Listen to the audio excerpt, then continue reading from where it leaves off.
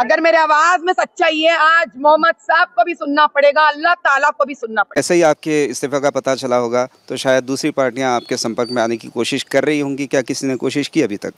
देखिए, जितने जो हिंदुवादी पार्टियां हैं सभी के लोगों का मुझे कॉल आया।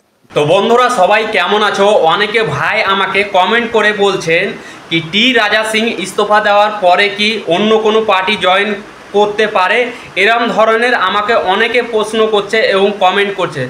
এই ভিডিওটা দেখার পরে আপনারা বুঝতে পারবেন টি রাজা সিং অন্য কোনো পার্টি জয়েন করবে কি না। তো বন্ধুরা চলুন আপনাদের ভিডিও দেখাতে যাচ্ছি। তারপরে আপনাদেরকে আমি মাধবী লতাজির একটা ভিডিও দেখাবো, তিনিও কি বলছেন ভিডিও দেখুন এবং দেখার পরে কমেন্ট করে নিচে অবশ্যই জানাবেন। তো বন্ধুরা ভিডিও শুরু করার আগে আপনাদেরকে আমি একটা ডিসক্লেমার দিয়ে দিচ্ছি, আমি কিন্তু কোনো রকম পলিটিক্যাল পার্সন নই এবং আমাদের এই চ্যানেলটা একেবারে নিরপেক্ষ চ্যানেল। আমরা কোনো জাতি ধর্মকে টার্গেট করি না, কোনো জাতি ধর্ম নিয়ে কথা বলি না, আমাদের কাছে সবই সমান। তো চলুন ভিডিও দেখুন, ভিডিও দেখার পরে আপনাদের কি মতামত নিচে कमेंट बॉक्स से लिखे। कॉल ये नहीं आया कि आपको हमारी पार्टी में आना है, कॉल यहाँ आया कि राजा सिंह जी आपने जो निर्णय लिया है आपने सोच समझ के ही लिया होगा। तेलंगाना में पार्टी बन सकती थी, पार्टी बीजेपी पार्टी की सरकार आ सकती थी, लेकिन पार्टी के कुछ लोगों ने गलती की है।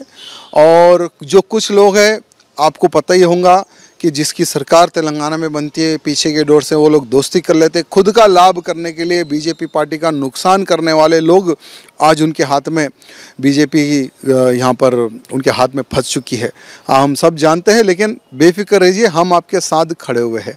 यही सवाल हर उस जीते हुए इंसान से कर रहे हैं हम। एमपी साहब एमआईएम का, एमएलए एमआईएम का, आज जैसे भी जीते होंगे जीतने के बाद तो सच्चाई और वफादार के साथ रहो भैया। तो बंधुरा जेमन कि आपनादेरके आमी भिडियो देखालाम, এই ভিডিওর ব্যাপারে আপনাদের কি মতামত নিচে কমেন্ট বক্সে লিখে অবশ্যই জানাবেন। তো বন্ধুরা আই হোপ আপনাদের ভিডিও পছন্দ হয়েছে, যদি পছন্দ হয়ে থাকে তাহলে লাইক করে দিবেন।